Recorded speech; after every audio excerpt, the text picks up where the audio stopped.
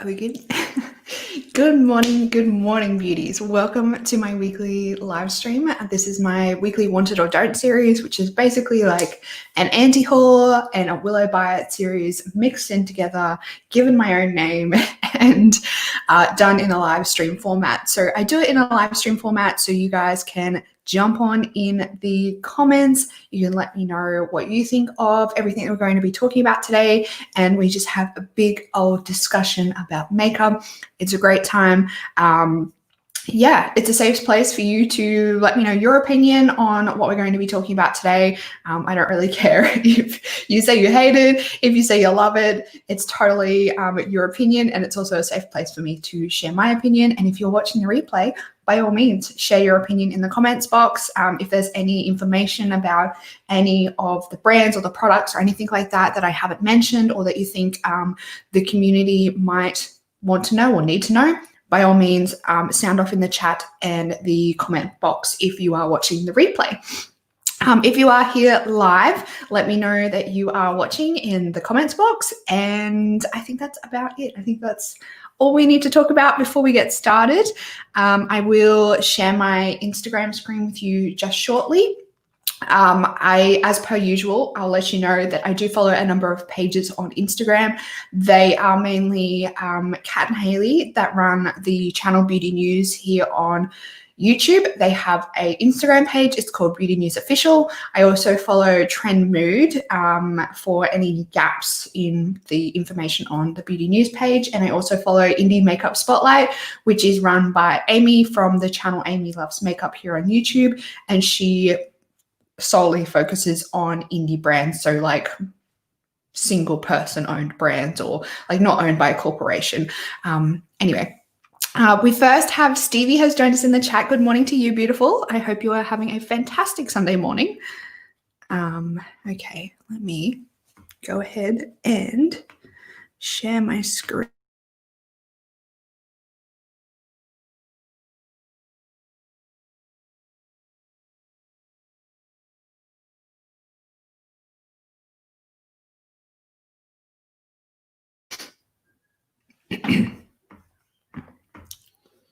Okay, go over here. I don't know why I always do this, but I always write new to get to Beauty News. Weird.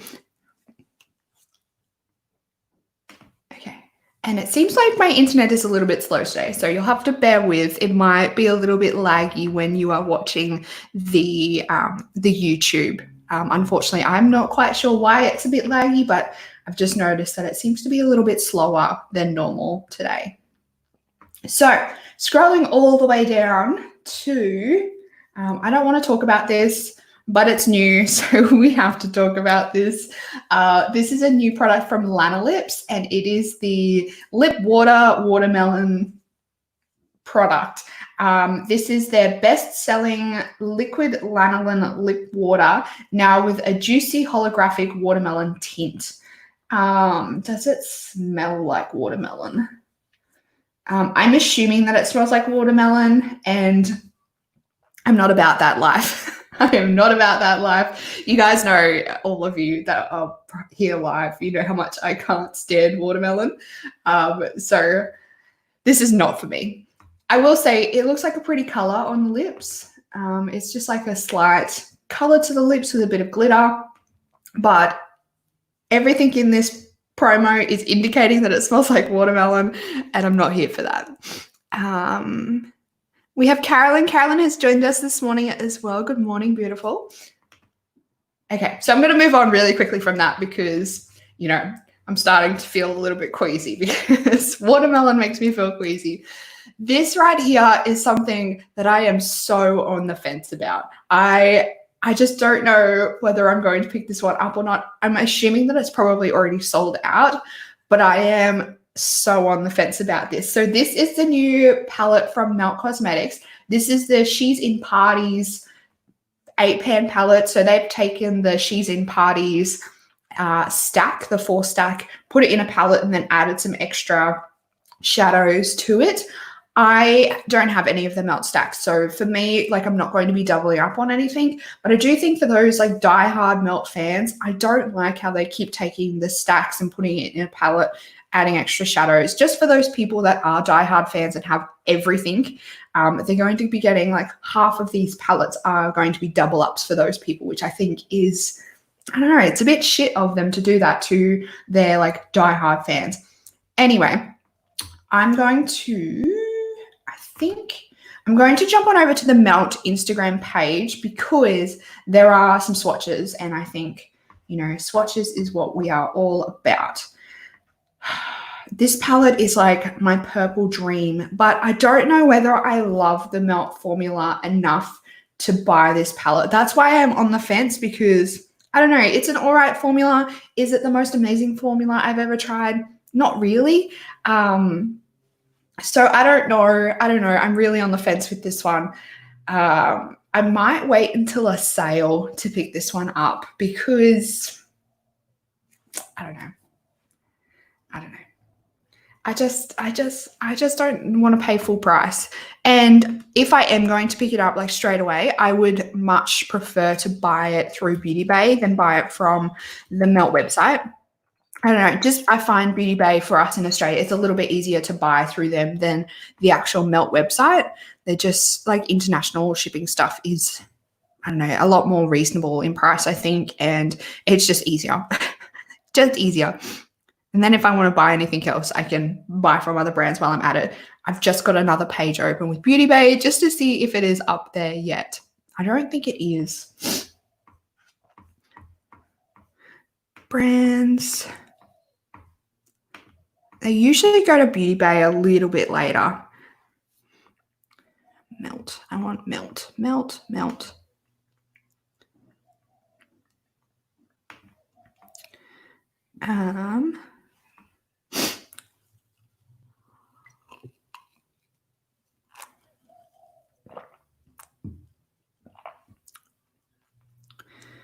Okay, my internet is very slow today. No, it doesn't look like it's up on the Beauty Bay website just yet. I wonder if they have any information on here about when it is coming to the Beauty Bay website.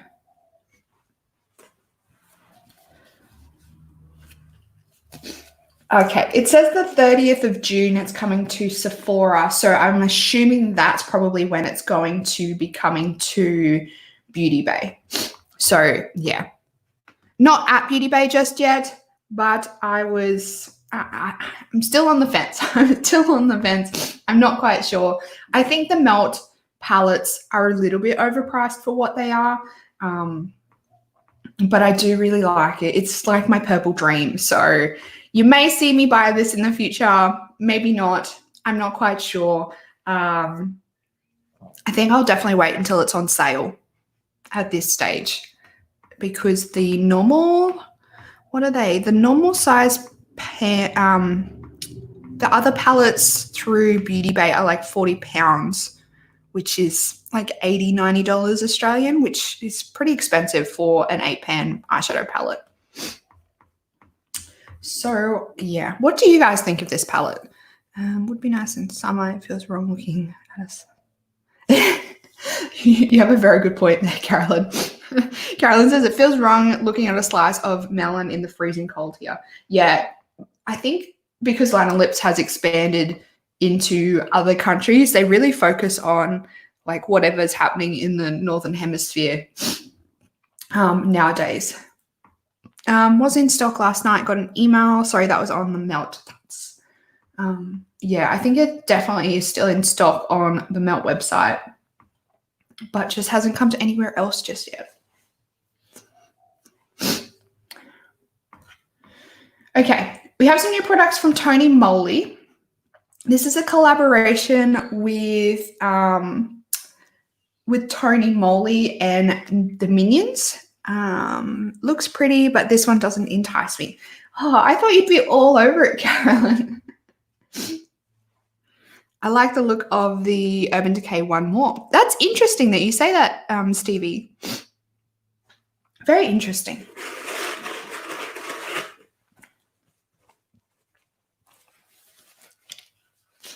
Okay. So this collaboration with Minions, I love the Minions. I don't know what it is about the Minions, but I've always loved them. So this collection is just I'm all about it. I probably won't pick any of it up because, I don't need it, but I just think it is absolutely adorable. Absolutely adorable. Especially these the little keychains and the lip balm. So we have a strawberry banana lip balm. I don't really like banana scented things. So that's probably the main reason why all of these, like the lip balm, the cleanser, the hand moisturizer, not really interested in it because of the banana strawberry scent. So we have the banana strawberry lip balm, which is this little guy here. Then we have some lip glosses. Where are the lip glosses? These ones here. And then we have the peach sugar body scrub, which is in the pot here. We have some sheet masks. We have a crap load of sheet masks. We have a eucalyptus calming night mask. We have the nourishing hand mask, which I think is in a packet like this. We have the hydrating banana foot mask, which I think is also in a packet like that. We have the eye patches. We have blemish patches. We have lip and eye makeup remover. We have, what else? Aromatherapy calming stick. There's a lot. Strawberry banana hand milk, the soothing aloe cleansing wipes, the banana foam cleanser, and the soothing aloe gel. So there's a lot in this collection. Very, very heavy. I don't know what word I was looking for then. A lot of mask type products. And then we have the hand creams. They've taken a lot of products in their line and just put the Minions face or logo on it. So anything that you already liked and you like Minions, you can get it in a Minion packet. I think it's really cute, but I'm a Minion person. Its richer purples are more enticing. Yes, I agree. I look forward to seeing Urban Decay in store, but I have brought Pat McGrath, so I think I will wait a bit. Yeah, I think that if you are interested in the Urban Decay one, I definitely think wait until the sales, because normally that kind of stuff goes on sale in the not so good, but you can get some good steals in the after Christmas Mecca, like Boxing Day sales. They don't have the best deals, but you can get some good stuff. And I have a feeling that Urban Decay palette will be in that sale. I've never tried Pat McGrath. I tend to not try many brands and just stick to the ones I know I like the formula. I kind of do that as well, Stevie. I'm very cautious about, especially such high priced tag brands like Pat McGrath. I'm very cautious of trying them because I don't want to waste my money. So I'm always very cautious of trying higher price tagged brands. And that's why I haven't tried Pat McGrath yet, because I'm like, is it really worth that much money? I know a lot of people watching this will probably say that it is worth a lot of money, but it's still, over $200 in Australian dollars for a 10-pan eyeshadow palette is a lot of money.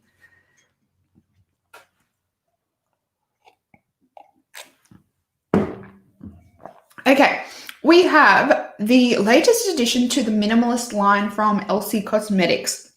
This is their special edition palette, introducing the special edition. This is a colorful palette. So we can see in the background here, it looks like what they already have in their range. And this is a 5-pan shimmer palette. I really don't like this.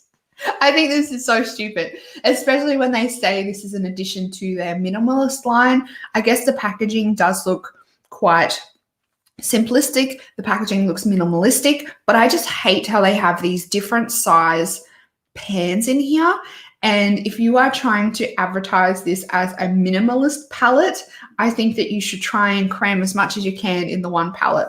Like, have smaller sizes, one single smaller size palette with as much as like you can in the palette, because for me, when I think about somebody being a minimalistic, they want like the most for their, like they want the least amount of products in their house or things in their house, but they want to be able to use those things for multiple purposes, or they want to like get the most for their money. Does that kind of make sense? But it's very, I don't get the big pans. Like if you are saying this is a minimalist palette, why do we have a massive pan of purple shimmer and a massive pan of pink shimmer? I don't get the massive pans and referring to this as a minimalist palette. I don't understand how this can be a minimalist palette. Even when you look at these ones at the back here, like this one here, I can kind of forgive a little bit more for having the bigger pans in the pinky colors, because you could use them as blushes. But like this one here, I don't understand why they are calling this a minimalist range when they have these massive pans in there. No one needs eyeshadow this big. And once again, if you are somebody that likes more of a minimalist look, you're probably not even going to go through these massive pans as well. I just think it's really stupid. That's me. I don't, same as what this lady says. All that wasted space, weird size pans does not equal minimalism. It just doesn't work. That was a splurge purchase for me. I would have to save up some dollars to get a Pat McGrath palette, but I hope you like it. I hope you're not disappointed. Every time somebody spends that kind of money, I'm like, oh, please don't be disappointed with it. I'm curious to see the comparison to Natasha Denona, but unless they bring out cheaper Pat McGrath palettes, I probably won't try them. Natasha Denona, I've got the all shimmer 10 pan and a few of the minis already. Yeah, Pat McGrath does have some cheaper palettes. They have like those 4-pan palettes and they have those 5-pan palettes, but still when you look at the price compared to what you get in the palette, they're still very expensive. The pink could be a blush topper, but the other colors don't make sense. Yeah, that's a good point, Stevie, that you could use that pink as a blush topper. I guess you could use all of them as a blush topper if you're into that. But yeah, the pink could definitely be a blush topper. I wonder if they have any swatches on their Instagram of this. Oh, here we go. Okay, please don't play. No, don't play. Okay, so we have the swatches here. So they don't even really look that great. So I don't know. I don't know. Oh, this packaging looks a little bit tacky, actually. The front of the palette, actually, I don't like that.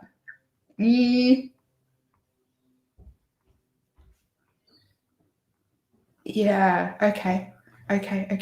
I haven't really tried much from Elsie. Actually, I haven't tried anything. But I have heard good things about their foundation. But their eyeshadows, I haven't really heard much about, probably because people don't want to buy these awkward size pan palettes. It just upsets me. It upsets me when I see these different size pans. Don't like it. Okay. We spoke about the Drunk Elephant product last week, so we're not going to talk about it again. We have a new collection. I want to try, but hard to get here. Yeah, I don't know anywhere that stocks Elsie in Australia. Actually, I feel like I've seen them on a website in Australia, but I can't remember which one it was. Maybe it was something like Beautylish or Beauty Bay or something that I saw them on. But yeah, I've definitely heard good things about the foundation, but I have no idea where to get them from other than buying them direct from the website. Anyway, we have a new collection with Morphe and Maddie Ziegler. For those of you that don't know, Maddie Ziegler is from Dance Moms, and she also is in a lot of the music videos for Sia. She's like the mini Sia. I really like Maddie. I'm like a Dance Moms fan, but I haven't watched it for years and years. Maddie was never really my favorite out of the show, but I love to see how she's like gone on to bigger and better things. I've been trying to figure out who she is. Yeah, so she was in Dance Moms. Like she was one of the first girls on the I think the first season 1 to 4 or something, I think, of Dance Mums. And she is the girl that's always dancing around and sees video clips. So she's in, I think she's in Chandelier. She's in a lot of them. Like when the little girl is wearing the same wig that Sia wears, that's Maddie. Anyway, I don't mind this collection, I will say. I don't like how you get this in a set. So you get the 3 lip and cheek kits. So maybe they come individually. So you get the cheek product with the lip gloss in each of these colorways. I wish you could buy these separately because the glosses actually don't look too bad. I'm not the biggest fan of these cheek colors, but the glosses look quite nice.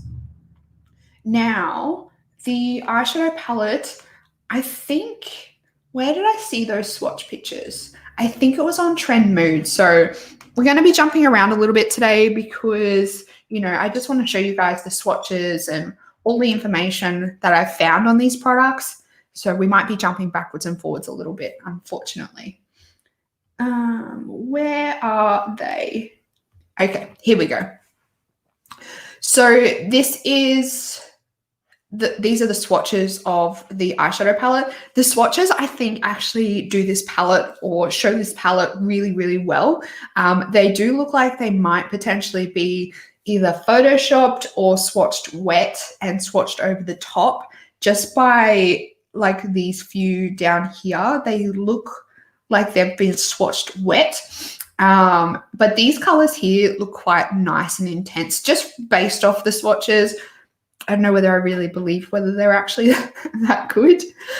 But the colors, I like the color combinations that have been picked for this, this 5 set here. Looks beautiful. There's Maddie. And do we have, no. So we have a Dew Bomb Face Gloss Stick. That's this one here. And then, as I just said, the lip products. I don't think that there are. I'm just trying to see if there's any swatches of the lip products and the cheek products. Okay, hang on, go back. So these look like they're more like a normal swatch on dry skin. They don't look as intense. So the other ones definitely look like they might be swatched wet. But I will say, even dry, they don't look too bad. And then, okay, so here we have glosses. So the glosses pretty much come off clear, all of them. And then here are the cheek tints. They look a bit chunky. This one here doesn't look too bad, but this one doesn't look the most appealing. And then, do we have anything for the gloss? Okay, so the gloss stick looks quite shimmery. So overall, I don't think this is a terrible collection. I think Maddie's actually done quite a good job on the collection. I think it's quite, I don't know, quite her, because I think she's still only, I think she might still only be like 16 or 17. So it's young, it's colorful. It has that split of neutrals and colorful, and you have those deeper colors. So yeah, I think it's an all right palette. I'm still not going to pick it up. Based on the reviews of the last palette that came out that had pastel-y colors, I think it was the one with, I can't remember who it was a collaboration with. It was the pastel colored palette. That one got really bad reviews. So I'm still very wary when it comes to Morphe. This would have to be one that I would have to see in store and have a good old swatcheroo and see if I like it or not. That pink cheek looks chalky. Yeah, it really does, doesn't it? When you see the swatch of the other two don't look too bad, but that pink one looks not appealing at all. It looks chalky. It looks like it's going to come up patchy and almost like chunk ball together on your skin. I don't want that. No, thank you. Okay, we're going to move back to beauty news. Pony, that's it. Thank you, Carolyn. Yes, the pastel palette with Pony didn't get very good reviews. It got pretty bad reviews, actually. Okay. This right here is a very interesting product. I'm not quite sure how I feel about this. This is a new product from KVD Vegan Beauty. I can't remember what it, Kindness Vegan Discovery Vegan Beauty, something like that. We have the Shake Primer, a high impact eyeshadow primer. This is an invisible vegan eyeshadow primer for everyone. Formulated for all finishes, Shake Primer unlocks true color and extends wear in a first of its kind biphase liquid formula. While traditional cream eye primers muddy the color and aren't universal, Shake Primer is designed to give all eyeshadow colors, finishes, and formulas the true color payoff of wet brush application without glazing or ruining your shadows. The small but mighty bottle contains a concentrated elixir of only essential ingredients, so it's not weighed down by binders or fillers, and it's free of silicons, alcohol, and talc. One drop is all you need. I'm very intrigued by this product because I'm not quite sure what it is.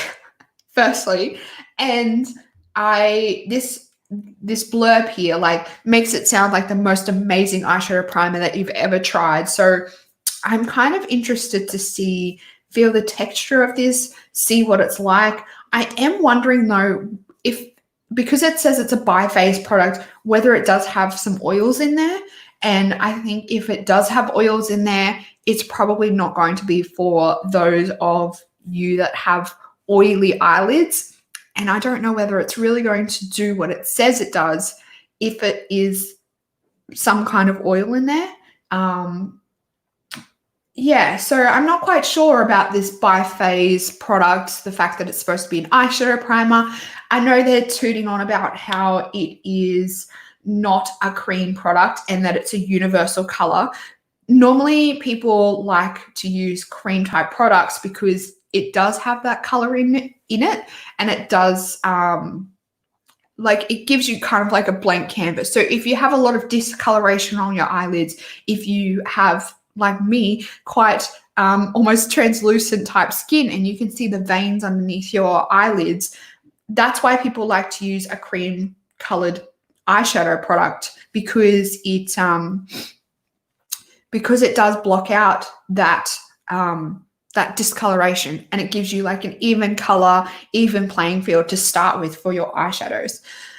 Carolyn says, I didn't think that a cream eyeshadow eye primer made shadows blend muddy. I think that's actually the shadows. Yeah, and I was just about to say that. I think it definitely depends on what type of cream eye primer you're using as well. Traditionally, I guess for me, I find that if I'm using a super creamy type of eyeshadow primer that doesn't set down, it can start to mix together. And I find I traditionally get that when I am using like a concealer as my eyeshadow base. Then they start to tend to mix with each other. And if you aren't setting your eyeshadow primer with like a, light colored eyeshadow, you can find that they start mixing together with each other. So I don't really 100% agree with their claim that, their blanket statement that says traditional eye primers muddy the color and aren't universal. That's a very blanket statement, and I don't agree with it. But I'll be interested to see what this is like. The fact, though, that it says that where does it say it? It goes on finishes and formulas the true color payoff of a wet brush application.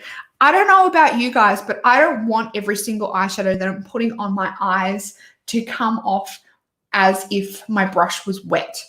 Like, I don't want my transition colors and stuff like that to come off as if I wet my brush. I want my foiled shadows to come off as if I wet my brush. I want my shimmer shadows and I want my like glitters and stuff like that to come off as if I wet my brush. But I don't want my transition colors or the colors that I'm using to blend any edges out with to come off as if I've wet my brush. I hope that makes sense, because like, when you're blending an edge or blending something out into something else, you don't want it to look super harsh. Like the whole point of blending is to make it look like a seamless transition, not, I don't know. I feel like if every color that you put on your eyes looked like you had a wet brush, I feel like your edges are going to be really harsh and your eyeshadow will almost look a bit, chunky. What else was I going to say?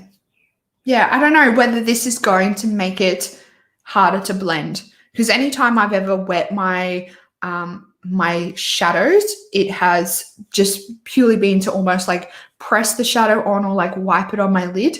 Like I don't do any blending with it because it's not easy to blend a shadow once you wet it. I just use Shape Tape. Oh, Shape Tape. Shape Tape and I are not friends at the moment. I got the Hourglass one. I really like it. Yeah, I don't mind that Hourglass one, actually. My eyes are too old for Shape Tape. It really ages me further. Yeah, Shape Tape and I'm so determined to finish my Shape Tape, but it just makes me look, it makes me look so much older than I actually am. And it makes me really sad. Some days I have like the makeup days with Shape Tape. I've tried a few different ones. Smashbox lid primer, Fenty, Zoeva, none of them help my oily lids. Yeah, And I don't know how you'll go with this one as well, with the Bi-Phase liquid formula. I don't know whether, I would be really, really interested to see some people try this that have oily eyelids. I've been advised to wipe my eyes with micellar water first to remove oils. That's a good tip, actually. That's a very good tip.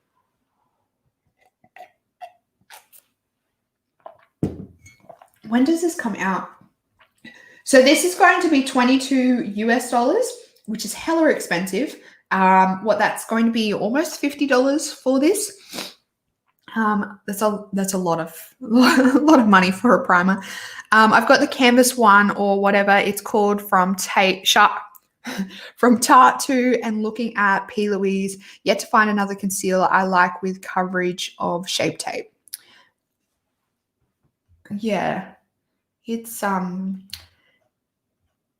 if you are ever in, I think it's you, Stevie, that's like ages away from shops. But if you are ever in like in a city where there is a Mecca store, just go in and just ask for like a whole heap of samples, and that way you can give them all a try before buying like a full-size one. That's what I did when I was in Brisbane this week. I went in store and I was like, can I have a sample of this, this, and this, please? And they did their color matching and everything, and did a little pot up for me to try. So I've got a few things to try before I actually buy, which I like doing it that way instead of, spending lots of money and then getting disappointed. This product is not going, I will say one thing that I think is so stupid. The range of when this product is being released throughout the world varies from tomorrow right through to 2021. So this is going to be released across the world over the next 7-8 months, which I just think is the most stupidest thing. This right here just goes to show like how much that they just kind of really don't care. And I think it's really stupid because KVD Vegan Beauty is owned by Kendo, which owns Sephora. So why is it taking them so long to distribute it to their own stores throughout the world? I just think it's really stupid. So it's coming to Australia on September 10 online. And then, Spain, France, Italy, Germany, Poland, Scandinavia, Brazil in 2021. I always get nervous with how busy it is and forget to ask. Thinking of emailing. Yeah, well, that's one thing at the moment is it's not as busy as it normally is. One, because they're like limiting the amount of people in the stores and people just aren't going shopping. And what else was I going to say? Yeah, and people just aren't like I was in the Brisbane store and there was probably maybe 4 people in the store. Granted, it was like middle of the day, but there wasn't many people. Normally, it's absolutely packed. Hourglass and Pat McGrath concealers have very good reviews. Urban Decay Stay Naked also heard good things about. I'll have a look at them. The Hourglass I was looking at, but I have just never brought. Okay, so we're going to move on from that. It's expensive, so I haven't brought it yet either, but not many concealers work for me.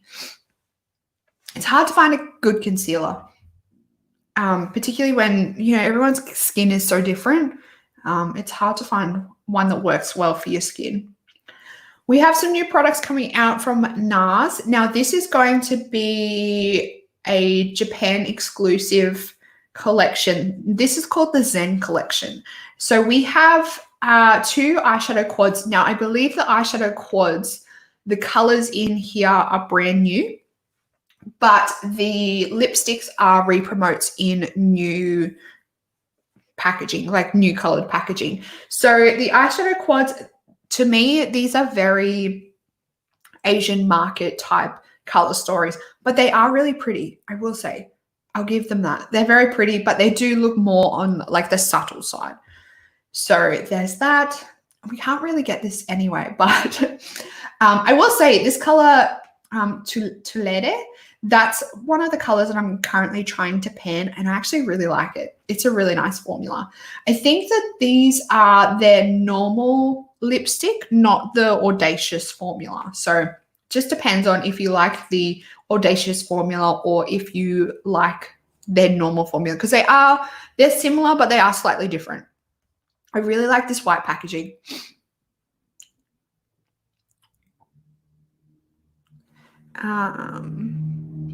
These NARS products I'm in love with. Yeah, they are.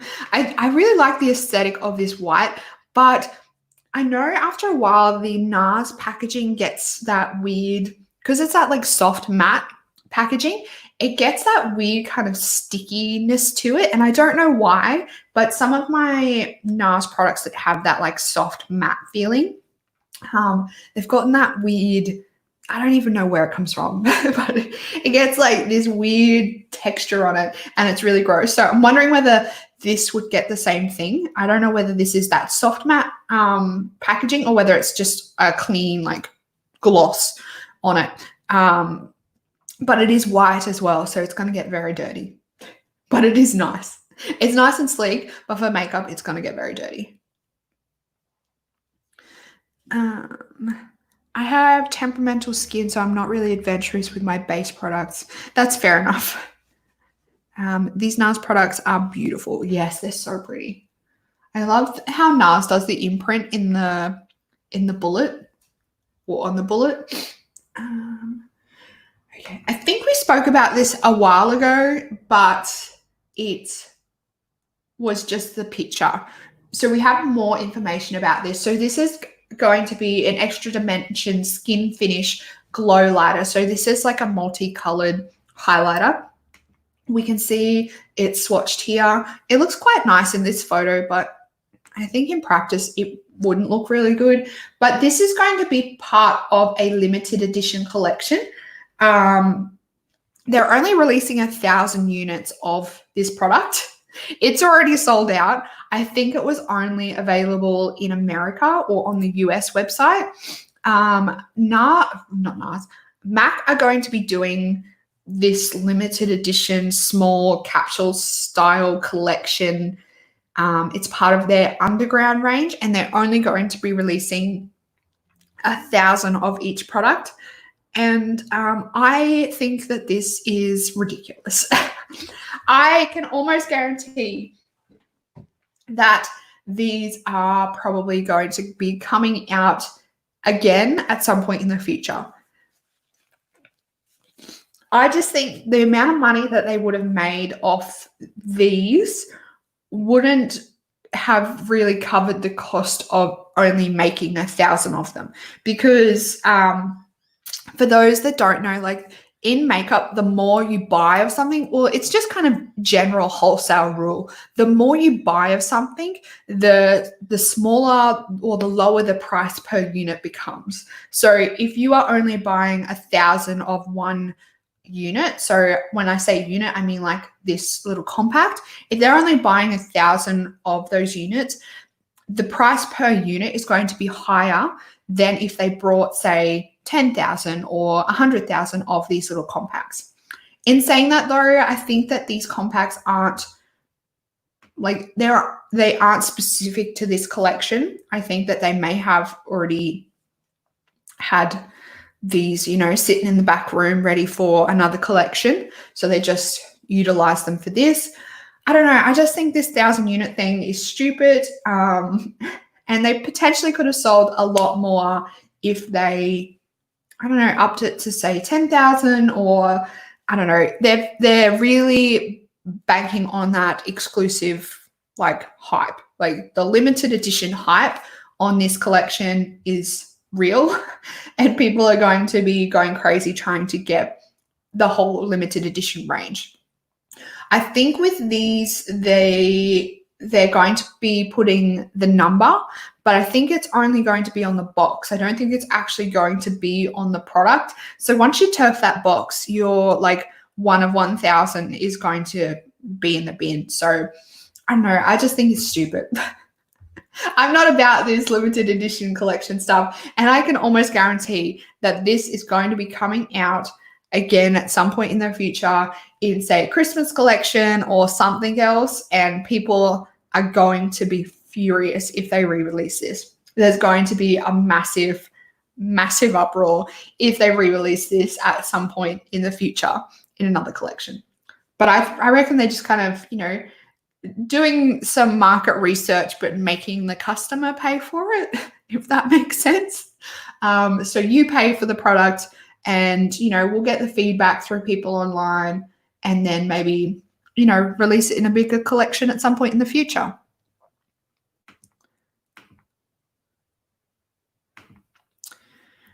All right.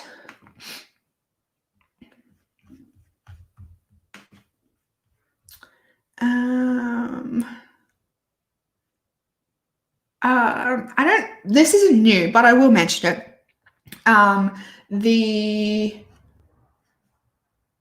The number 22 brush from Refa is currently in their concept store, so it is 50% off if any of you are interested. I think they have the 22 and the number 12 brush in their concept store at the moment, which means that the brushes are 50% off, and the 22 brush is one of their most expensive brushes. It is a huge bronzer brush. Well, you can use it for anything, but I use mine for bronzer.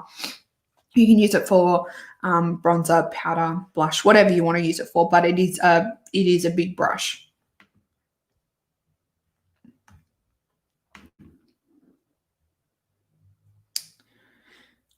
All right. Scott Barnes. I really like Scott Barnes. I think he's a great makeup artist, but he's coming out with some new lip products.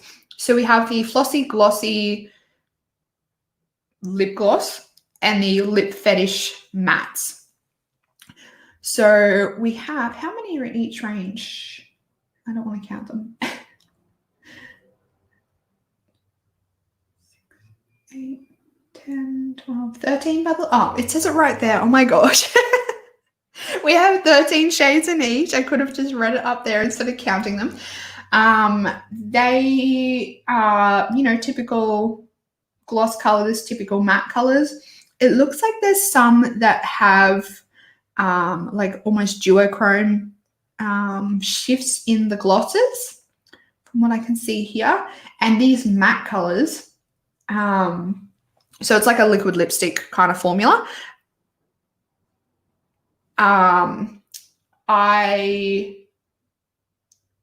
I don't know. It would just depend on what the formula is like. Me personally, I don't like a super drying matte liquid lipstick. My lips just can't handle it. Mine are dry enough as it is without having something else that's just sucking out the moisture. And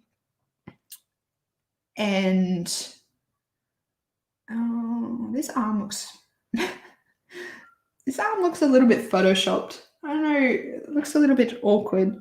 Yeah, I don't know. It just depends on what the formula is like. The colors, it's a good range. There's not much else I can say about it.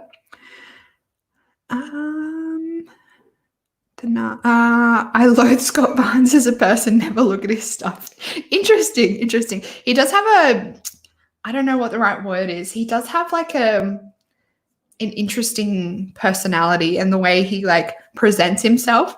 They aren't available in Australia, are they? I'm not quite sure. I think, let's do a good old Google. Scott Barnes.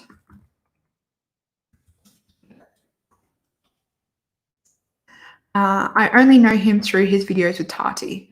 Yeah, I think that's where most people, like, if you didn't know about him previously, I think he became known to a lot of people through his stuff with Tati. I don't even know. That's like the first thing that comes up, all his Tati stuff. I don't even know whether he ships to Australia. Probably not. Now that I say that, I think my friend has tried to buy some of his stuff and it didn't ship to Australia. Oh, it's got Australian dollars. Maybe he does ship. I really don't need any more lip products. Waiting for my Wayne Goss order. Last I heard it was in Sydney on Thursday. Oh, it's getting close. It's getting close. Girl, they better be like perfect because you've been waiting forever for them. Okay. $84 for a blush palette. Where is his? No, I don't want to join your mailing list. Shipping.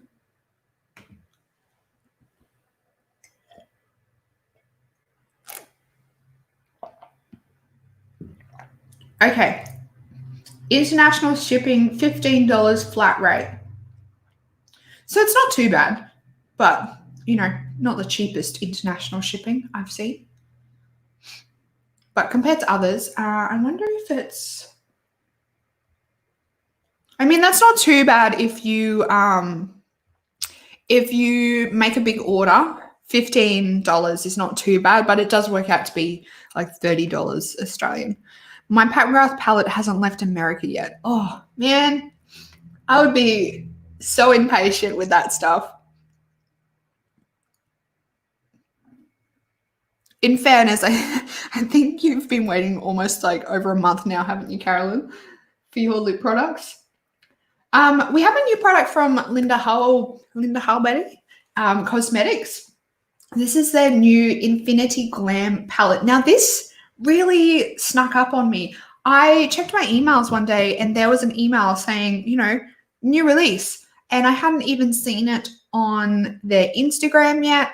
Granted, I haven't really been scrolling on Instagram all that much lately, but I hadn't seen it on Instagram. I hadn't seen it like sneak peeked anywhere through like Trend Mood or Beauty News. So it really took me by surprise.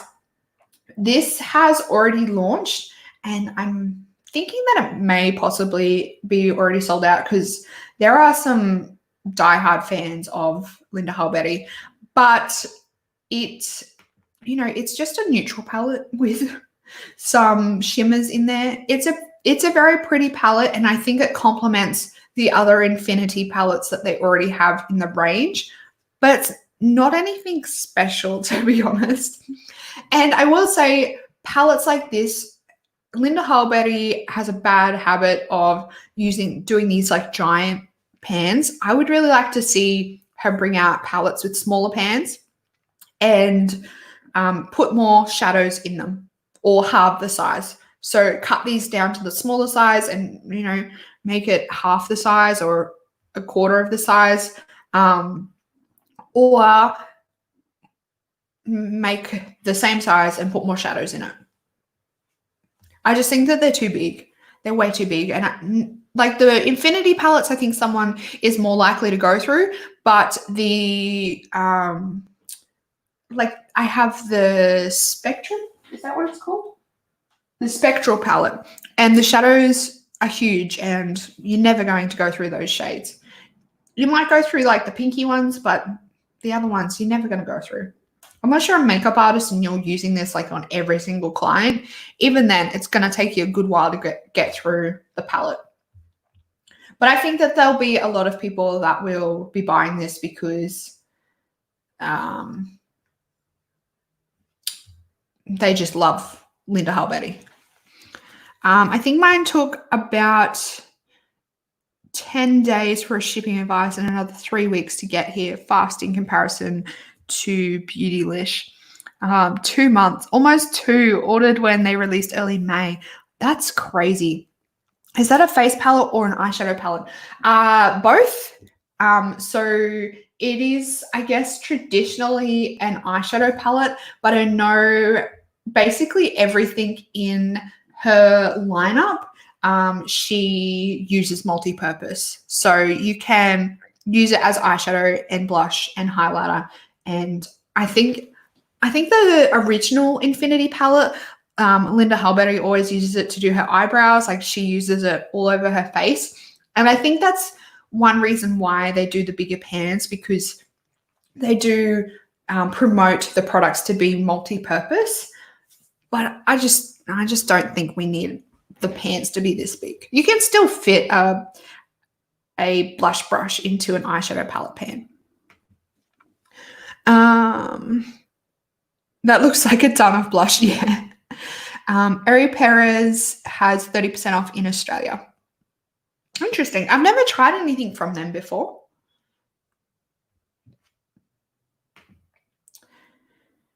Okay.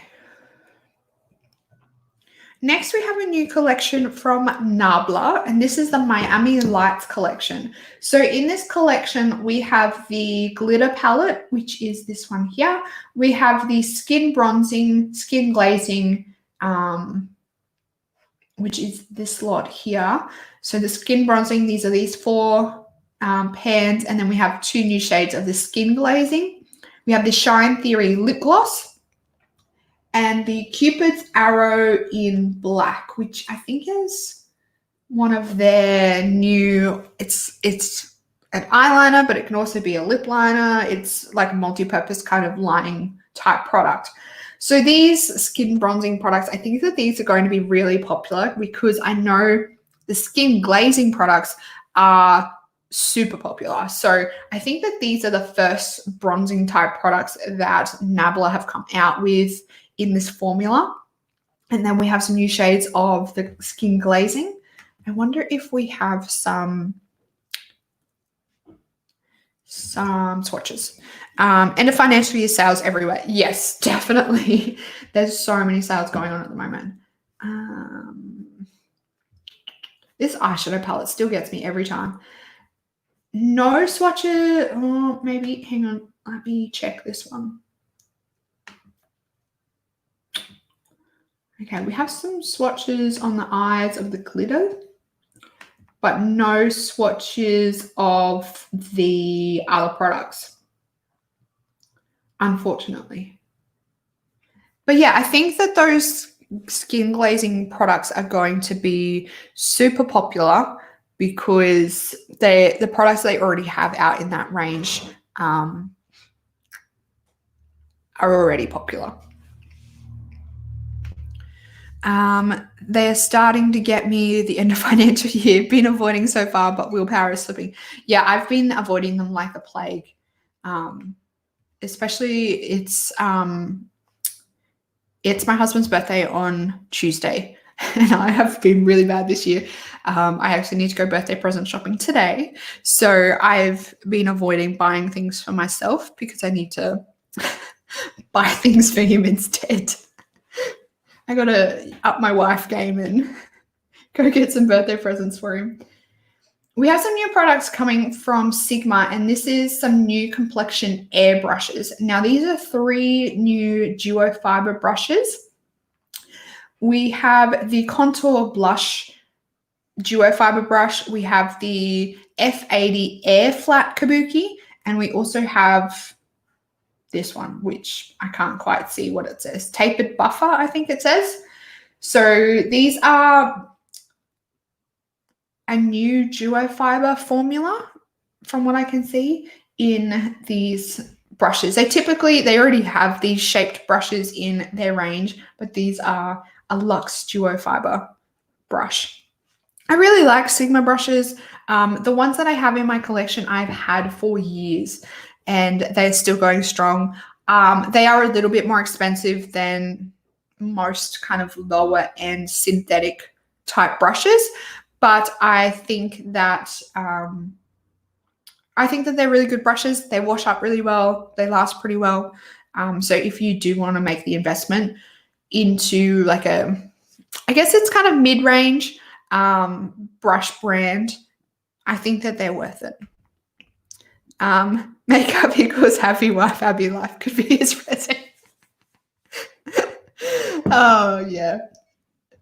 It's funny that you say that because you probably would really care. Those brushes look great, but I feel guilty if I do that. I feel really guilty. We have some new products from Dominique Cosmetics. Now, this is the Ultra Fine Hydrating Fine Mist. There's one thing that I really wanted to point out about this Ultra Hydrating Fine Mist. This Ultra Hydrating Fine Mist is clinically proven to give 6,000% hydration after 30 days of use, thanks to the Saliporine 8 ingredient. I just don't understand how they test this? How do they grade that it's given 6,000% hydration? And like, are they spraying this on like a dried shriveled up grape or dried shriveled up sultana and it's turned back into a grape? Like, I just don't understand how they're testing that it has provided 6,000% hydration. I just think that's a really weird claim. It's also infused with willow bark to calm the skin and restore it to its natural pH. Perfect setting spray, or even to refresh your skin throughout the day. Then we have the Ultra Hydrating Complexion Primer. This is Ultra Hydrating Complexion Primer is like a drink of water for your skin, thanks to the infusion of hyaluronic acid and willow bark and 60% water. So you could just put water on your face and a little bit of hyaluronic acid and willow bark and you'll have the same formula. The unique texture transforms from a cream to water droplet on your complexion, immediately blurring over pores, boosting moisture levels and giving skin a fresh, dewy finish. Infused with vitamin E and hyaluronic acid to help the skin to retain moisture. So you're paying $28 for a bottle of 60% water. A bottle that is mostly water, you're paying $28 for. Or you can get the bundle with the bag, which is this thing here, for $52. I don't know, weird claims. That's a mouthful, yeah. That's another brand that's expensive to ship to Australia. Yeah, I've heard that. But you can get Dominique Cosmetics from, I think it's Beauty Bay. So if you are, it's a collaboration with JD Wadey 180. I don't know who JD Wadey is, but I'm assuming it's one of these two. I don't know. I don't watch Kristen Dominique or JD Wadey, so I don't know which one's which, but I'm assuming one of them's Kristen and one of them's JD Wadey. I have plenty of sprays and primers to go on the go at the moment. Yeah, I don't need any more, and I couldn't be bothered trying to get this to Australia as well to try it out. But 6,000% hydration. If you want that after 30 days of using this product, give it a try. if your skin is as dry as the Sahara Desert, this might help you. This might turn you from the Sahara Desert to the, I don't know, some tropical rainforest on your skin.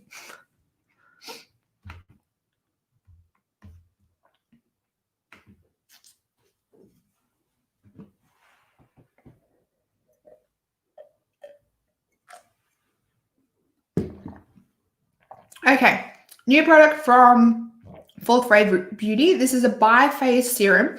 This is the avocado and aloe double shot serum. It's supposed to give your skin a super shot of good for you greens. Powerhouse serum does double duty, nourishing and replenishing skin with vitamin-rich phytonutrients. Avocado, aloe, and cucumber work in harmony, restoring and hydrating skin. Your skin will be all about these greens. So it's actually a triple shot serum because it's got cucumber in it as well.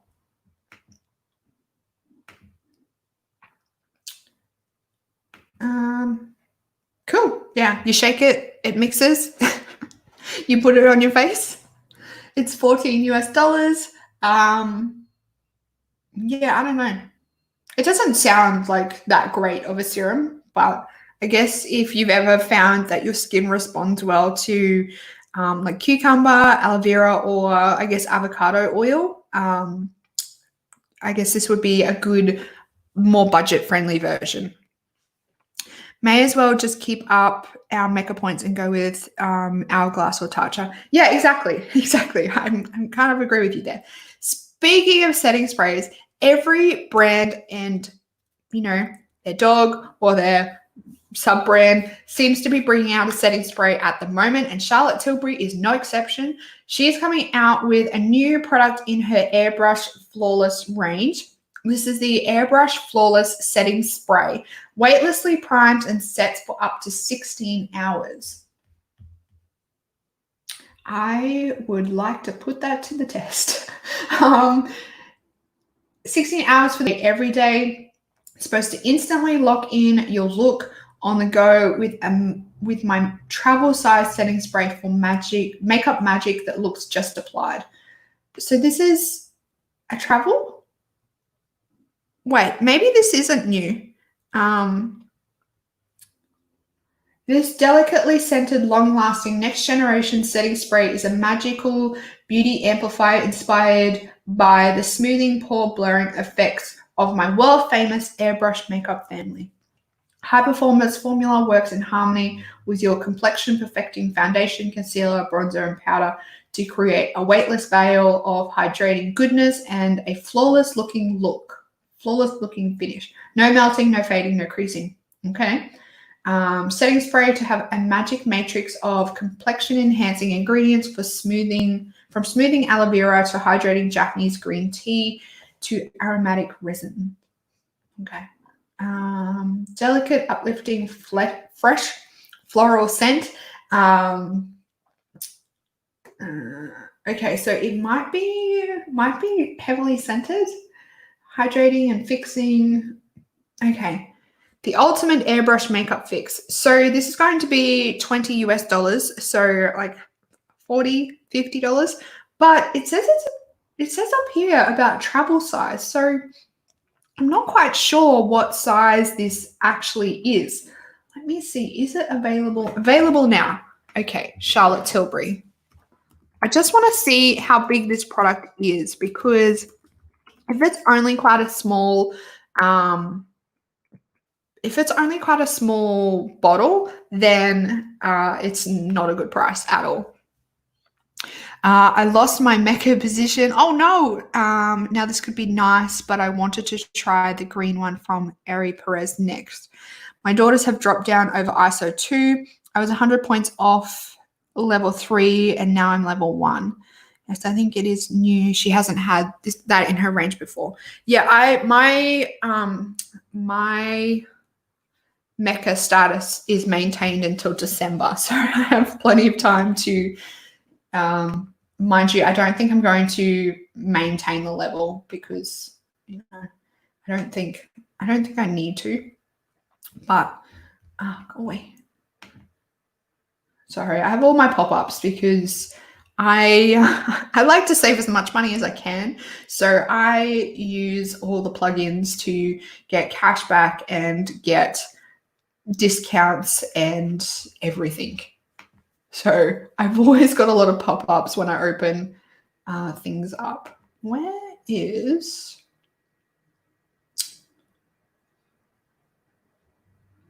Magic Cream? No, go back. Mine was end of May, was 3 days late. Oh no, that's really annoying. Do they send you an email? I wonder, they should send you an email. Not that like we need any more motivation to spend money, but they should send an email saying, you know, your level's going to drop. Oh, now I've gone too far. This is annoying. So annoying. I tried using Shopback and got confused and haven't tried any others. I use Shopback all the time. I forget to use it a lot. I try and do most of my shopping on my laptops because I have the plugin. Is that the, no, that's not what we're looking for. I can't find it on the website.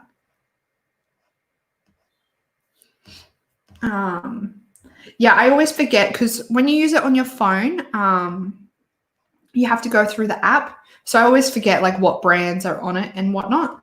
But when I shop on my computer, because I have the plugin up here, that's this one up here, it like flashes, or when you go onto the website, it pops up and says like, you know, activate the cashback.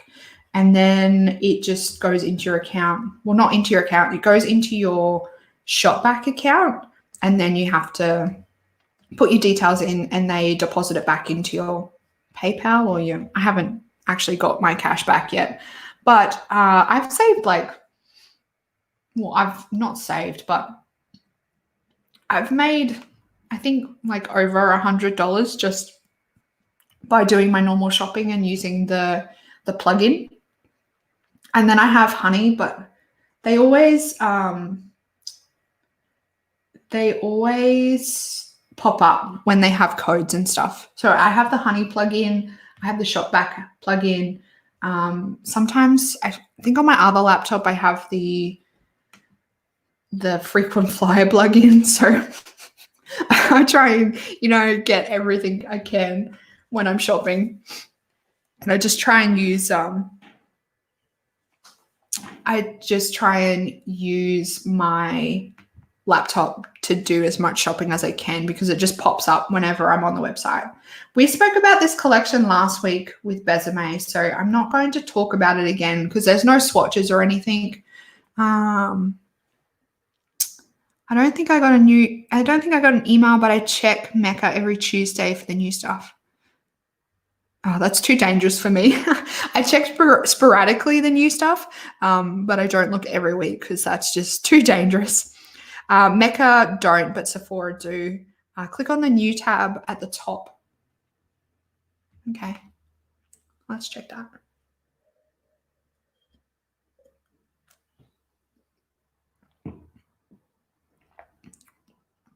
One day when I'm rolling in money, I'm going to do a full face of Charlotte Tilbury and see what I like. But that's a lot of money to do a full face of her products. New in? I think that's where I was before and I couldn't find it.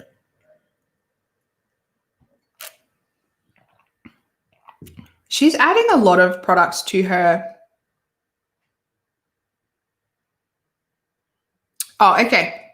Carolyn has found it for me. You have to put your name down for the new release. $49 Australian for 100 mils. How much was the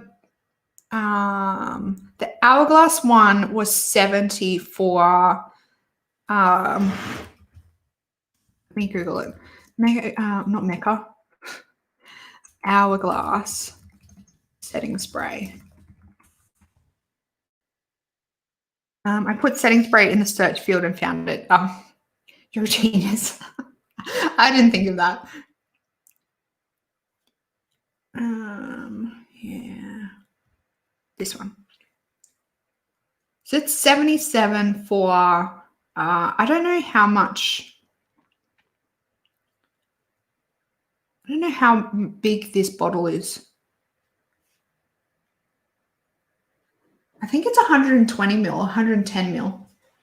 I would grab it, but 120 mil. So yeah, I guess the Charlotte Tilbury one isn't that expensive then, because the Hourglass one is 77 Australian dollars for 120 mil. The Charlotte Tilbury one is $49 for 100 mils. So it's not too badly priced. Like when you compare it to another like high-end priced brand, it's not too badly priced. Okay.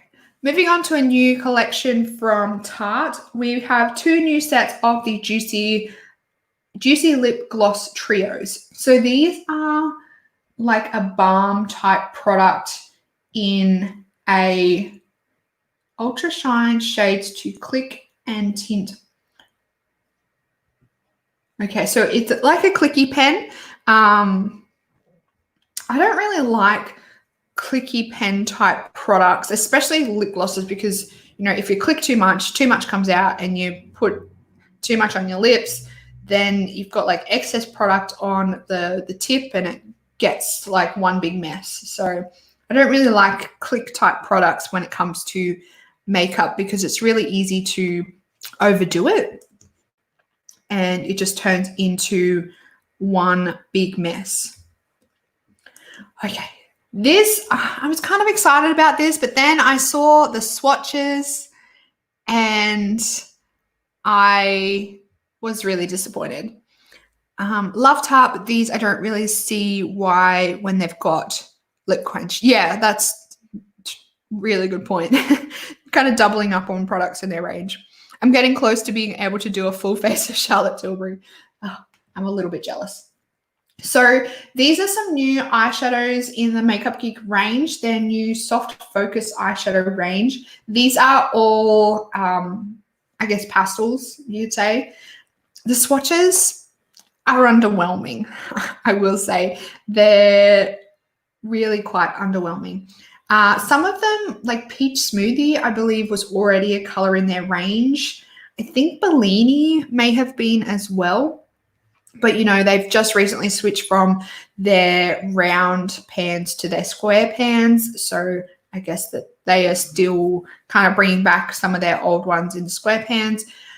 But yeah, they're underwhelming. These swatches, I'm very underwhelmed. I got a little bit excited when I saw they were coming out with, new colors, different colors, like pastel type eyeshadow colors. But yeah, not impressed. Let me show you, because there was some more swatches on the Indie Makeup Spotlight page, and they were a bit worse, I think. Where is it?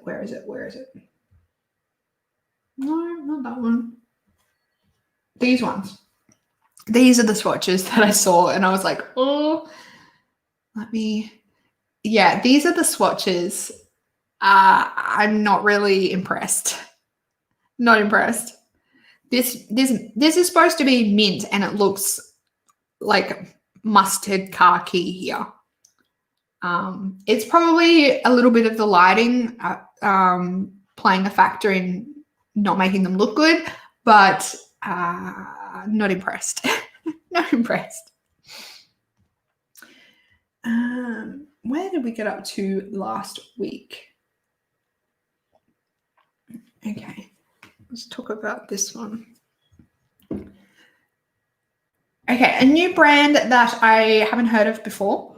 This is actually the first palette from this brand, and this is called Mayali Beauty, and this is the Yasmin palette.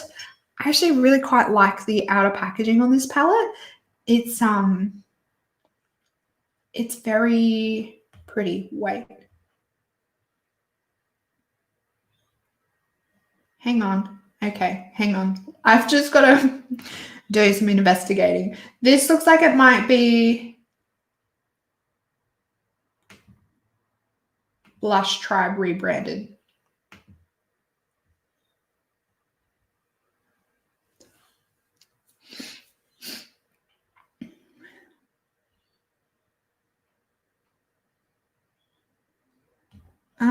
Okay, this looks like Blush Tribe rebranded. Hang on. I'm just...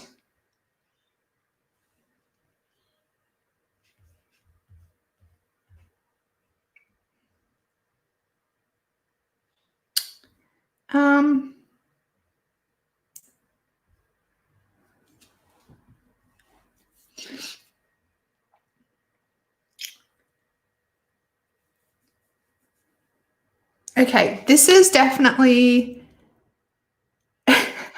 because I've never actually followed this brand. So I think it's true that this used to be a Blush Tribe and now it's called Mayali Beauty. And they've brought out some new palettes.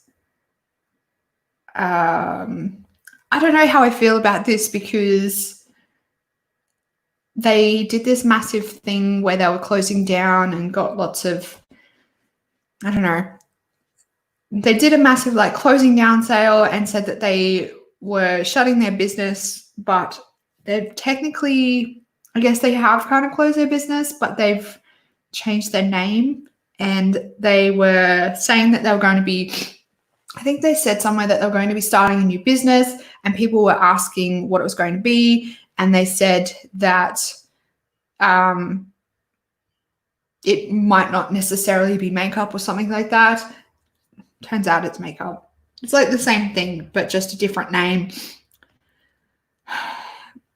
It's a bit weird. It's a bit weird. I know that the brand owner got a lot of flack about a few different things and wasn't getting the best publicity. So maybe that's why they've rebranded. But at the same time, like, brand owner is still a brand owner. Like, no matter what brand name you fall under, you're still going to have the same like personality and like customer traits, like, if that makes sense. I don't know. Hopefully she does better.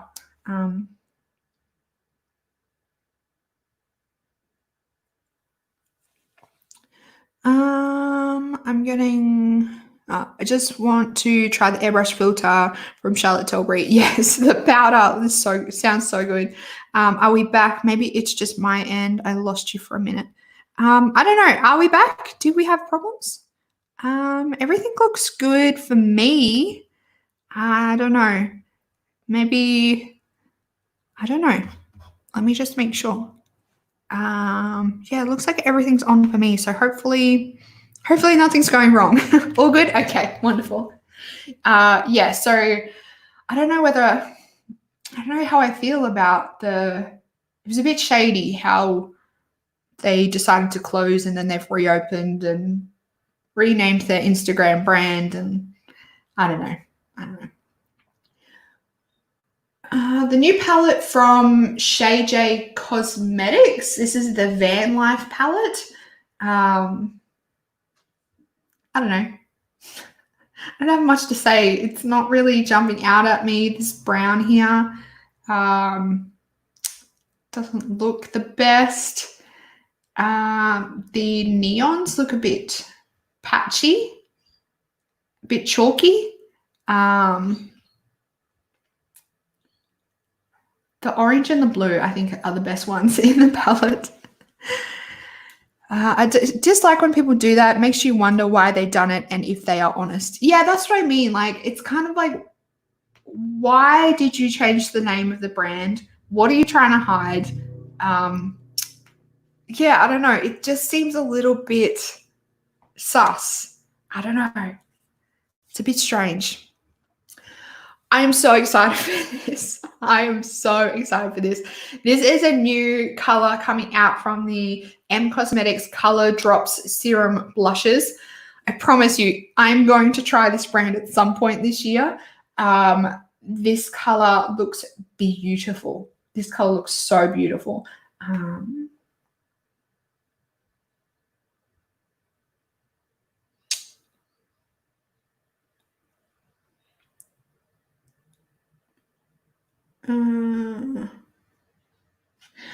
Yeah, this color looks beautiful, and I've heard really good things about these blushes. Heard good things about these blushes. Legit thought it was a nail polish. You make a good point. It does kind of look like a nail polish, but no, it's a blush. It's a liquid blush. It's quite like I think they're quite fluidy, and that's why they've put them in this kind of bottle, because this is one of those little, like, you push the top in and it draws the product up into the little dropper. But it definitely does look like it definitely looks like some nail polishes that I've seen on the market. I'd like it as a nail polish too. Yeah, it would be a beautiful nail polish color, definitely.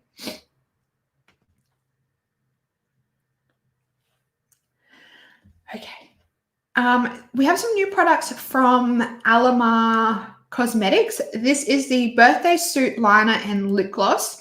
They are available now. You can get the lip gloss for $15, the lip liner for $12, or you can get both for $24. So you get a little saving, a couple of dollars if you buy them both together. This lip liner actually looks really nice. I'm not a fan. I'm not a pink fan, but I love the packaging. But since it's a blush, yeah, this lip liner looks right up my alley. It looks like my perfect, like, nude color. I've never tried anything from Alamar Cosmetics, but I've heard really good things. I don't know whether you can get them anywhere other than their website for us Aussies. And I'm not sure if they ship internationally, but I've heard really good things about their eyeshadows, their blushes. I don't know whether they have had lip products before or whether these are their first ones, but they look really nice. I really like this packaging as well. I like how the outside of the packaging is like the same color as what's inside. Lip liner, it makes it a lot easier to find the one you're looking for. Actually, let's do no, I'll do it on this screen because Alamar.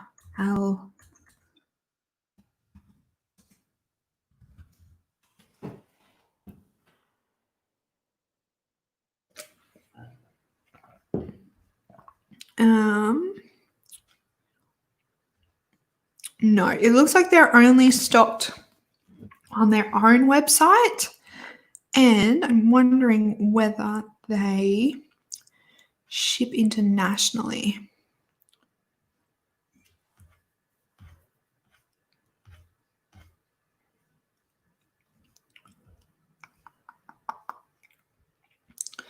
Oh, actually, they have more lip liners. They actually look really nice. Do we have search shipping? I think it's going to be a case of it's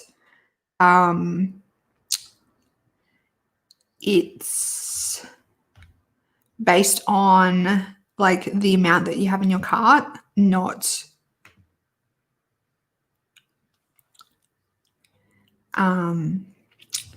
like a flat rate.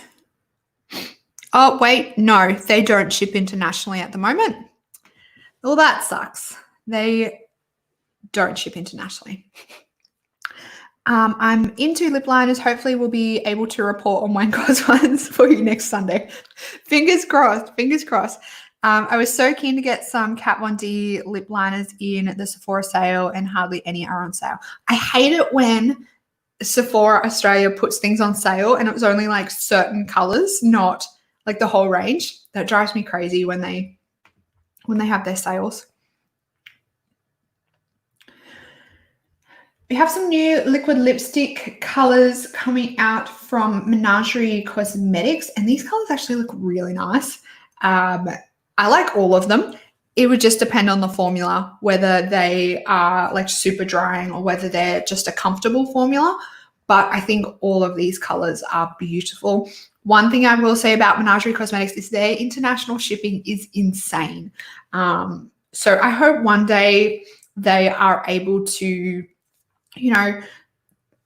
negotiate better shipping rates or different things like that, just so more international people can buy from them. Like, I don't think it's fair that the indie brand should have to cover the shipping costs, but at the same time, for people internationally, it does really rack up and make the price of the products a lot more expensive.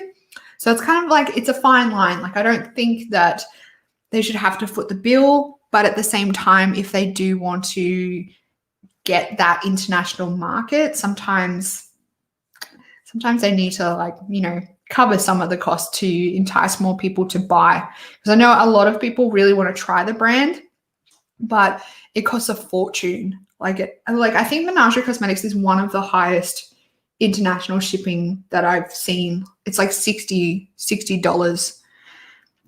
It would be great if they could get on with an Australian stockist, and that as well. I think at the moment, though, their problem is that they just aren't able to produce enough product.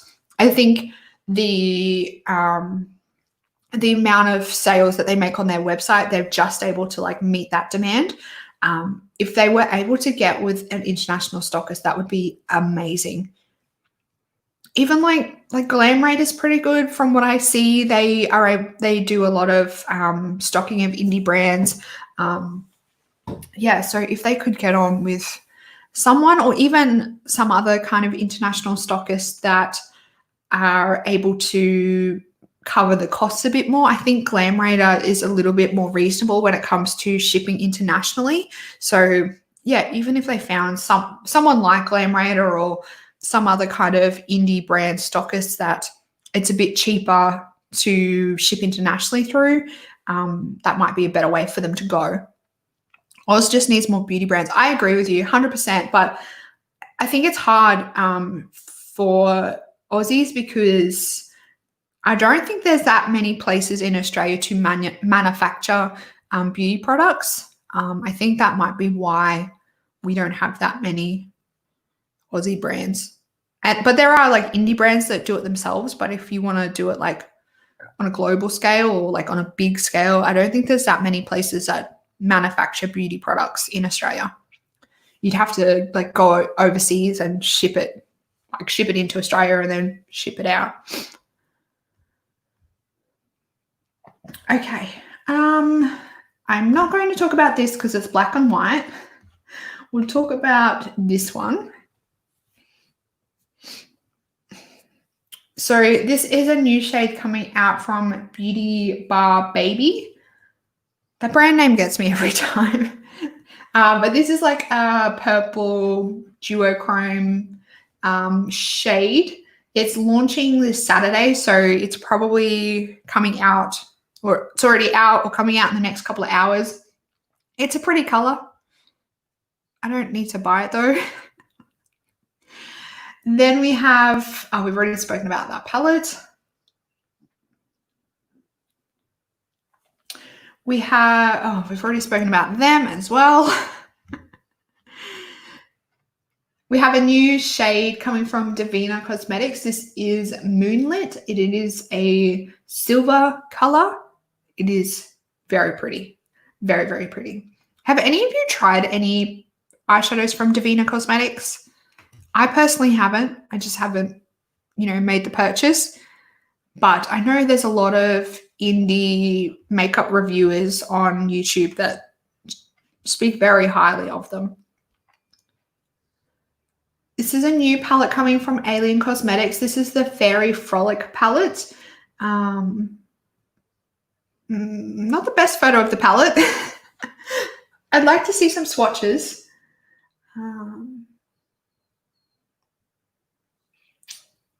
I don't know whether these, I don't know. I like these ones, this greeny color and this purple. This mossy green's nice. I could probably leave this one, and then maybe some lighter transitions I'd like to see in there. I don't really see fairies when I look at this though. I don't think we need a black in there. I don't see fairies. I'd like to see maybe like a light like pearl multi-chrome or like duochrome in there. I think that would be nice. More like pearl duochromes, I think, would remind me more of fairies than these ones. More like iridescent colors, like iridescent chameleon kind of colors. I think that they would remind me more of fairies than these colors. And these deeper colors definitely don't remind me of fairies. I think that they would, I think that it would be better if it was like pastels than these ones.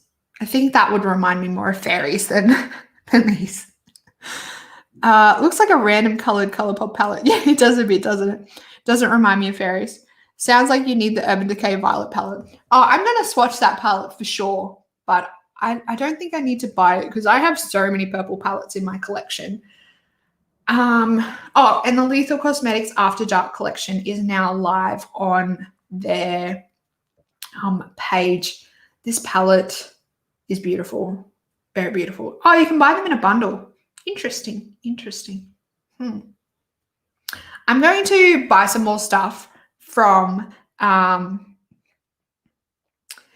Lethal Cosmetics in their next sale because I really like the eyeshadows that I have from Lethal Cosmetics. I've done a video on the eyeshadows that I have from Lethal Cosmetics, but I don't think I've posted it yet. I need to go back and look at my videos and see. I have so many videos that I haven't posted yet that I really need to edit and upload, but I just haven't gotten around to it.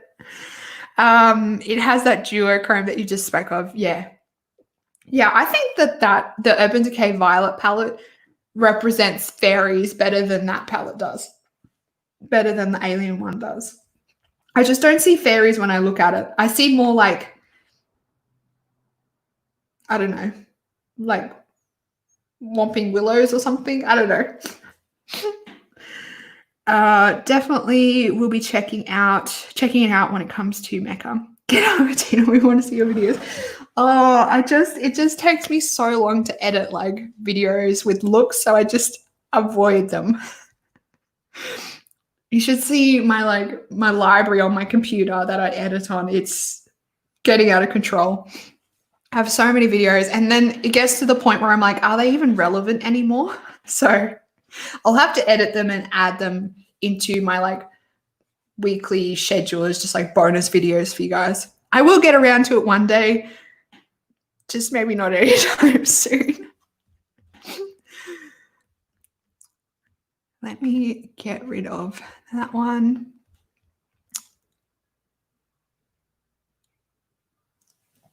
I'll be getting the Urban Decay one ASAP and the Heat palette.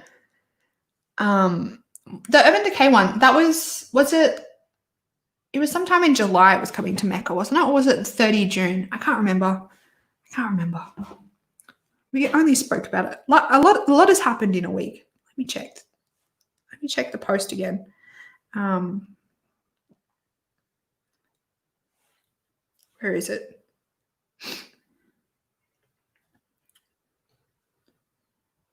Australia. Oh, 1st of July online. This week, I think. Yeah, so Wednesday's the 1st of July. I didn't like the Heat. I'm not a huge fan of that color story. Yeah, I didn't buy the Heat because I'm not a huge like warm tone lover. Like I have enough in my collection as it is. I only have Naked 3. I have Naked 3 and I don't really like it. I prefer purple tones over the pink tones. So I barely use Naked. Actually, to be honest, I have Naked 1, 2, and 3 and I barely use them. So that's another reason why I'm kind of like, do I really need the ultraviolet? Because I barely use the Urban Decay palettes that I have. I've been trying to talk myself out of the Heat since it came out, but if I get the purple, I'll get the Heat. Fair enough. I'm pink and purple. Yeah, I barely use any of my Urban Decay palettes, or the Naked palettes at least. Even my other palettes. I don't even think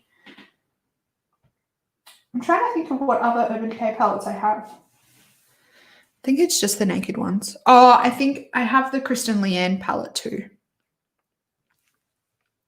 But I barely use any of them.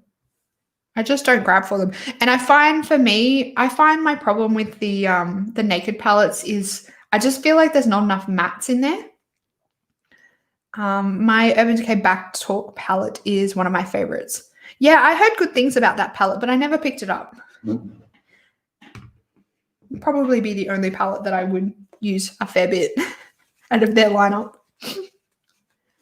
I feel like Urban Decay's really just like lost the plot, in my opinion. They've just haven't. I've not shopped at Mecca a whole lot because Sephora has Afterpay, so now they have Afterpay. I blew my budget at Mecca when I was there this week. So yeah, I'm still shopping at Mecca. I'm waiting until the 1st of July for my my budget to reset because I blew it all.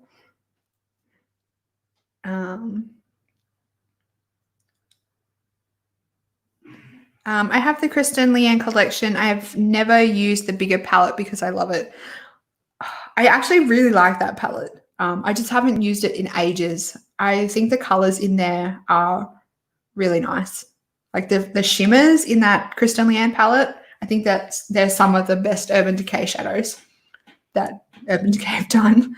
I avoid Afterpay. I am the same. I avoid Afterpay. I was actually considering just recently doing Afterpay, but I feel like I'm going to get myself into too much trouble if I start Afterpay.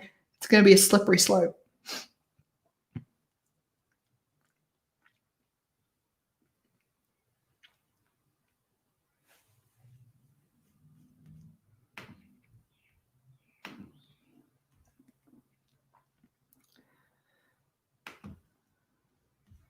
I think Afterpay can be good if you use it properly. I don't have the chance to buy anything without it. I just set myself a fortnightly limit. Yeah, that's what I was just about to say. My eldest daughter got herself into trouble with it.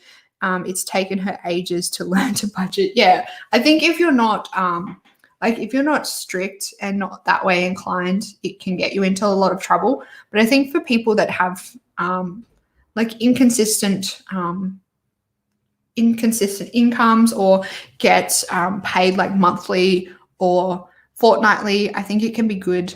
I think it could be a good tool to teach you how to budget if you do it properly. But if you just let yourself go ham, it can get you into a lot of trouble. I won't go over $200 a fortnight limit. Yeah, that's a really good idea. I think if you use it, if it's used properly, it can actually help teach you budget. But you've got to be pretty strict. I think it's good for people that get paid like sporadically or get paid monthly or anything like that because you can set it to do your payment like monthly, fortnightly, whatever, and it just comes out whenever you get paid.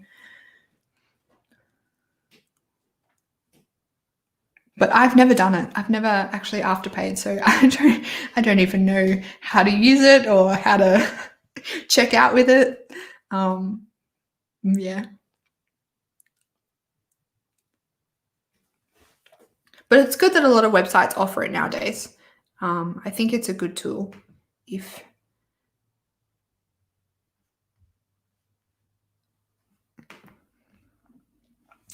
I'm only on a pension, so I've got to be careful and don't have the chance to buy luxuries without Afterpay. Yeah. Yeah, that's it. Yeah. That's why I think it's a good tool. And you can like do your payments for when you get your money, like your pay or anything like that. I think that's a good way. A good thing about it is you can set up your payments to come out when you get your money.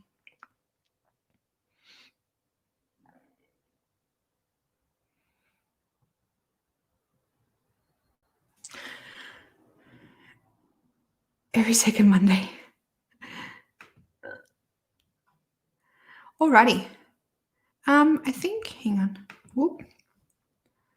I think that might be about it because we've been here for a little while. We've been here for an hour and 40 minutes. It's been a long one this week. We spoke about a lot of stuff. Still a bit, there's a few things that popped up over this week that piqued my interest, but still nothing that is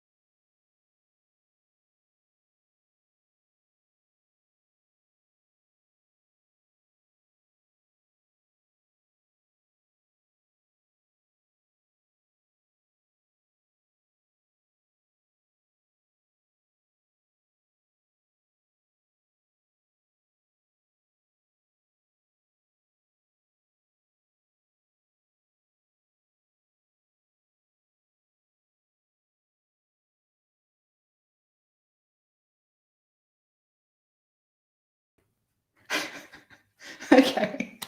We're back. I don't know what happened there, but my computer just decided to close everything. So yeah, that was fun. And then my computer didn't want to reopen my browser, so I was panicking there for a little bit.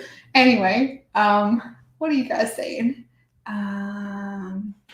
How's your week been, Bettina? My week, great. I've finished my last assignment. I handed my last assignment in this week, so I just feel like a weight's been lifted off my shoulders. Just curious, have you ever purchased off Zoeva Direct? No, I haven't. I've only purchased Zoeva through Sephora and I think Beauty Bay or something like that. So I haven't ever purchased through them direct. I'm looking at Sephora, but the direct site has more. There were some palettes on sale at Sephora. I may just buy the Sephora ones. I just seen Zoeva have the complete kit on their website. Their brushes are nice. I've just brought $240 worth of Morphe brushes. Holy moly. That's a lot of brushes. I hope they're good. I've heard really mixed things about Morphe brushes, so I've never really been brave enough to buy any of them. So you'll have to let me know how they go. Yes, that was the two Jaclyn Hill brush sets. I did hear good things about the Jaclyn Hill collections of brushes, but never got them. Yeah, they're the brushes that I have heard have been pretty good. So I hope they're really good. I hope you like them. I have a few brushes from Zoeva. I don't have like a lot, but the brushes that I do have from them, I really like. Yeah, you'll definitely have to let us know what you think of the brush set, Stevie, when you get it. I'm looking forward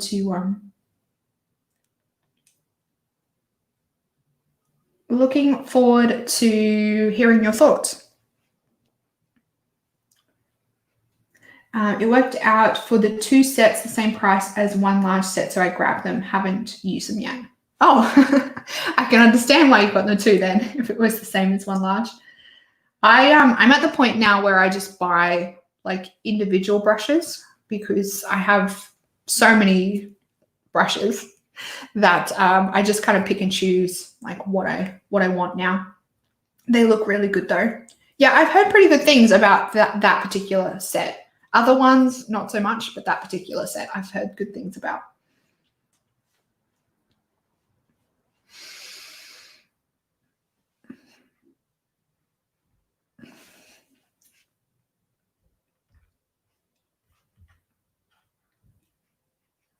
Cool bananas.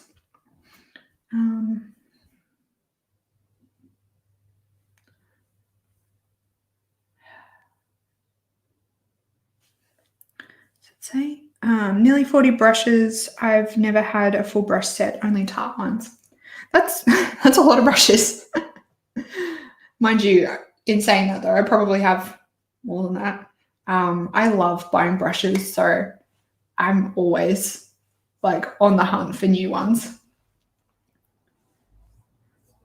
Nearly 40 brushes. That's a lot. It's a lot at once. I really want to try the Wayne, like more of the Wayne Goss ones and the Sonia G ones, and yeah, but they're super expensive. But I love like Japanese brushes are like the bomb, but they are so expensive.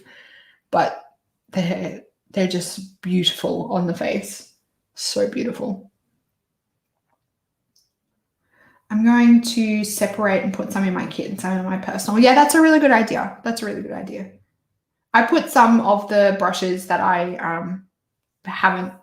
don't use because I have certain brushes. This is probably going to sound a little bit weird, but I have certain brushes that I like to use on myself, but I don't like to use on myself, and I like to use on other people. I just think doing makeup on someone else is a totally different ball game because you're coming at them from a different angle and different things like that. And there's brushes that I can't stand using on myself, but I love how they work on other people, like when I'm using them on other people. So I transfer them from my personal kit to my makeup kit.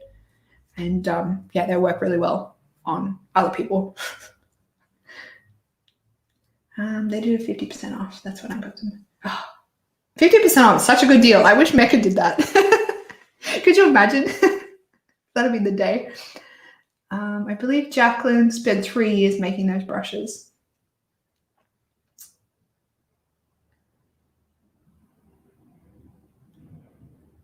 I'm on the hunt for the perfect eye brush, so I thought, why not? Yeah, I'm always on the hunt for the perfect eye brush. Eye brush, I feel like face brushes, I'm good. I'm good as gold with face brushes. And for me, it doesn't really take much to have a good face brush, in my opinion. Like powder brush, blush brush, bronzer brush, I can pretty much use anything. But when it comes to eye brushes, especially the feeling, like really scratchy eye brushes on my eyes in particular, like I don't like the feeling and my eyes get a bit irritated from really scratchy eye brushes. So like the perfect brush shape and the perfect brush feeling, like I'm always on the hunt for that. It's just like the whole experience. And eye makeup is my favorite thing to do. So, I just want brushes to make it perfect.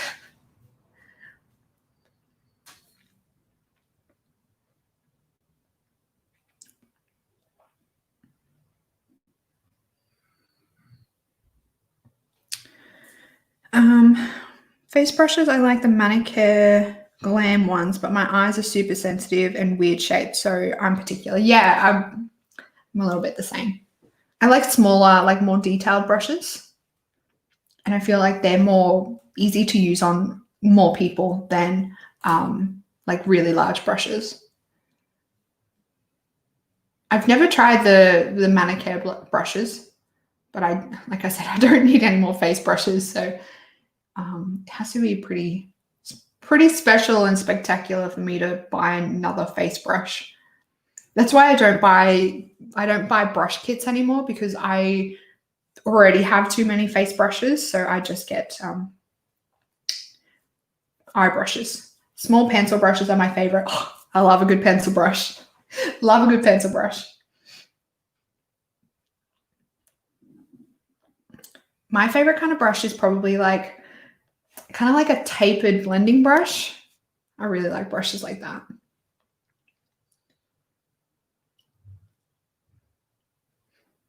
I love them. I got 2 foundation brushes and 2 cheek brushes and all the eye ones. Okay. Interesting. Yeah, I've always just kind of walked past those brushes. I've never really stopped to actually look at them. I'll have to investigate.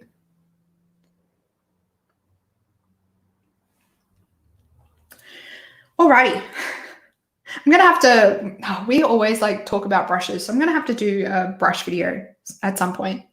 I promise I will do one at some point, but I've just gotta clean all my brushes first and separate them out and find all the details about, because some of my brushes actually don't have the type of brush they are, so I have to do some investigating, particularly like my Hakuhodo ones. They don't have like what specific brush they are on them. Some of them do, some of them don't, which is really annoying. So I'd have to go on their website and try and figure out what brushes are what before I sit down and do that video. You get to see the inside of my brush collection. That's a bit scary. Be like, you have a problem. All right.